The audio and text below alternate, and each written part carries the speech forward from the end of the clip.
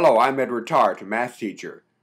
This is another in a series of solution videos to some of my math challenges.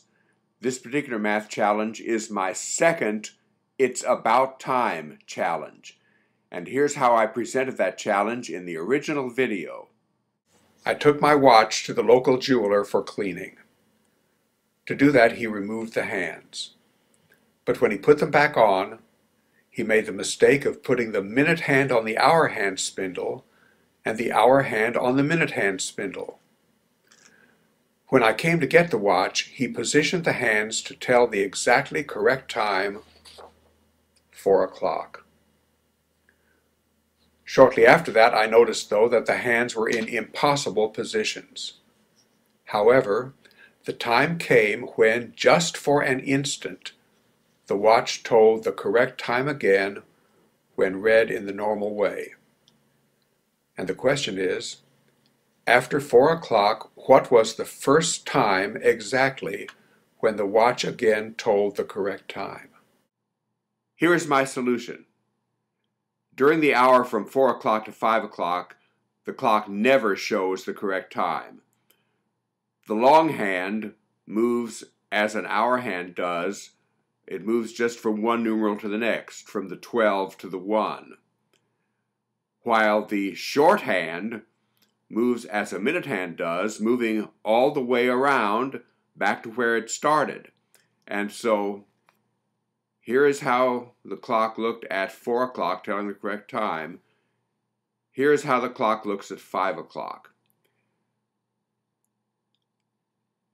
During that hour, the clock never tells the correct time. However, shortly after 5 o'clock, it will tell the correct time for just 1 instant. From this position at 5 o'clock, I'm going to have X stand for the number of minute units that the long hand moves, and Y stand for the number of minutes that the short hand moves. Normally, we would have the equation x equals 12y. That is, the minute hand during any length of time moves 12 times as far as the hour hand. But since the hands are on the wrong spindles, we have the equation y equals 12x. And my intention is, after that number of minute units following 5 o'clock position, the clock will be telling the correct time. In order for it to be telling the correct time, the distance in minute units that the long hand is past 12 has to be 12 times the distance that the hour hand is past 5. That always has to be the case. For example, if this distance were 12 minutes, this distance would be 1 minute unit. If this distance were 24 minute units, this distance would be 2 minute units, and so on. So this distance must be 12 times this distance. Well, this distance is 5 plus x. This distance is y minus 5.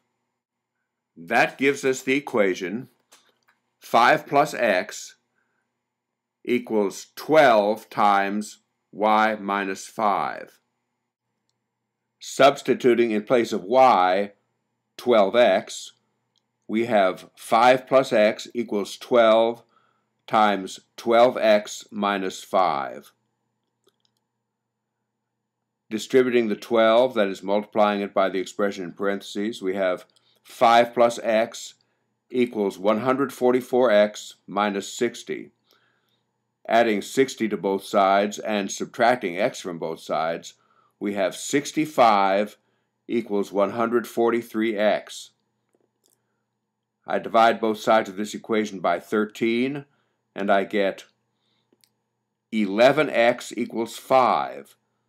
Dividing both sides by 11, I have x equals 5/11. That means the minute hand, the long hand, will be at the 5 5/11 minute mark. And so, at the exact instant, 5:05 5/11, the clock will be telling the correct time. It will also tell the correct time at one instant between 6 and 7 o'clock, between 7 and 8 o'clock, and so on for several hours. So this is my solution to my second It's About Time challenge. Thank you for watching this solution video.